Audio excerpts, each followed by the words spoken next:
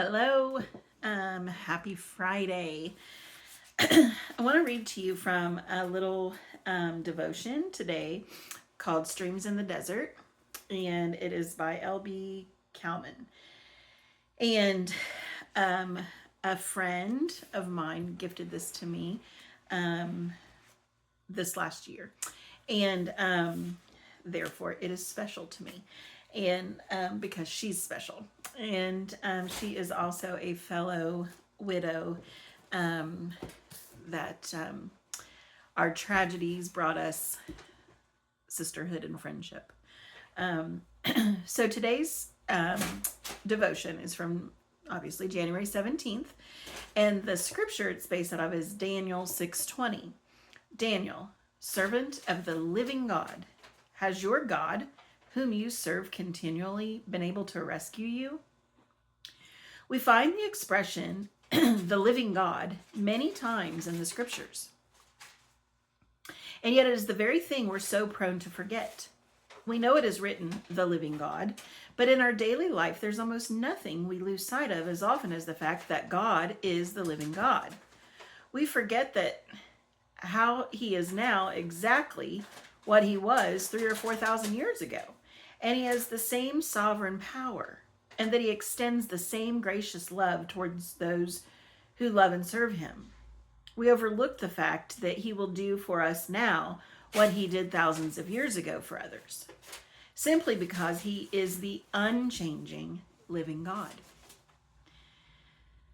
What a great reason to confide in him, and in our darkest moments, to never lose sight of the fact that he is still and ever will be the living God.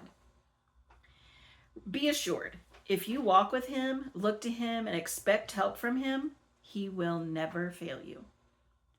An older believer who has known the Lord for 44 years wrote the following as an encouragement to you. God has never failed me. Even in my greatest difficulties, heaviest trials, and deepest poverty and need, he has never failed me.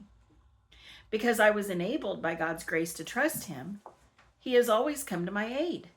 I delight in speaking well of his name. George Mueller wrote that. Martin Luther, deep in thought and needing to grasp hidden strength during a time of danger and fear in his life, was seen tracing on the table with his fingers the words, "He lives." He lives. This is our hope for ourselves, his truth, and humankind. People come and go. Leaders, teachers, philosophers speak and work for a season and then fall silent or powerless. He abides. They die, but he lives. They are lights that glow yet are ultimately extinguished. But he is the true light from which they draw their brightness, and he shines forevermore. That's from Alexander Maclaren. One day I came to know Dr. John Douglas Adam, wrote Charles Gaudet Trumbull.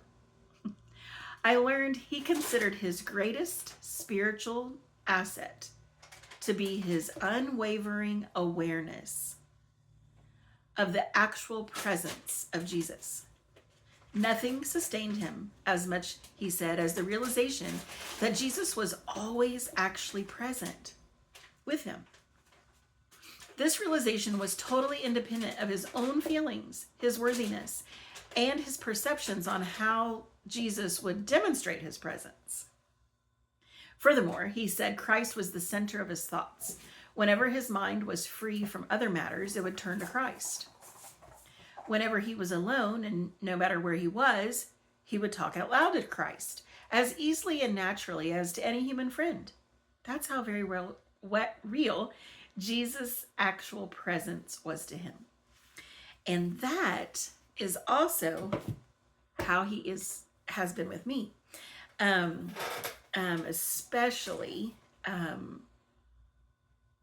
can trace back all through my life, but he's been especially near since Bob passed. And so I want to give you that encouragement today. You guys, scripture is so much more than just like reading a passage or many people say, well, that's in the Bible. You have to ingest the word, like really partake of the word, um, and then apply the word, live it out. Um, and so, anyway, he is the same yesterday, today, and forever. And so that's why I find comfort in when I read scripture. And remember, at first, I was like, oh, widow, widow, widow. But now, or not just now, a while back, I started feeling comfort because it's like, oh, well, that person's widowhood had purpose. And there were widows all the way back then. There are widows now, and there will be widows in the future. And so it's a big thing to think about. And anyway, that's my gift for you today. I just wanted to encourage you. He's with you. Draw near to him.